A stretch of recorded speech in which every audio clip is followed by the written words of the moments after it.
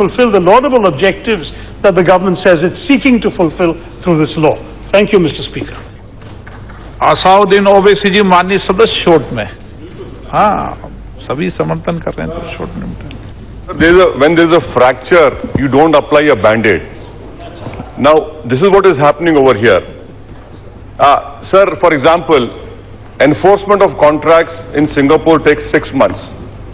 In our country, it takes 4 years, sir. I would like to request the government through you, sir, that will they simplify litigation by providing fixed timelines for resolution of disputes? An alternate dispute resolution mechanism and fast-track court should be promoted. Will they do that? Now, will they create a cadre of contract practitioners who will play an important role in dispute resolution in tribunals, commercial courts?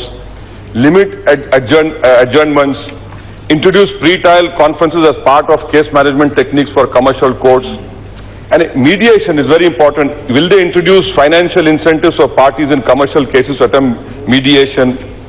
And sir, for lower judiciary, I'm quoting from the Economic Survey 2017-18. The Economic Survey recommended for smooth contract enforcement it will be necessary to build capacity in lower judiciary to deal with economic and commercial cases. This may be done through training of judges and digitization of judiciary. The Economic Survey of 17-18 also recommended injunction and stays. Reliance on injunctions and stays should be reduced.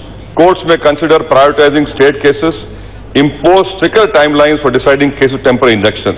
Sir, what we have now is that if the judiciary is overloaded, we have created NCLT, NCLAT, and then we have Consumer Dispute Forum for Telecom, TD, SAT, rule. So what happens is that once a decision is given, still appeal is there. So I want to know from the government a specific question. Lastly, sir, now sir, I want you to come to my rescue, sir.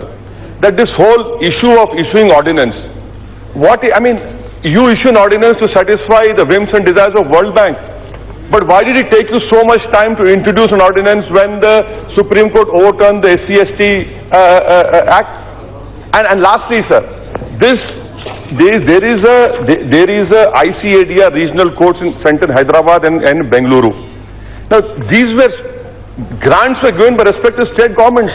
I want to know how are you taking over these entities which were set up by the support of the state governments?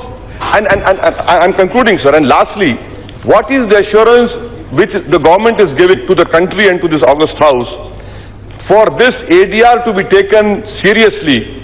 How impartial are you going to be? What is the distance that you're going to maintain from this particular center which you are going to establish? Because for it to be taken seriously, the government must be far away. That is why initially a society received grants from governments and non-government sources, sir. These are the important points. I hope the minister will reply to it and does not run away from it. Thank you, sir. E.T. Mohammad Bashir. Sir, I'm going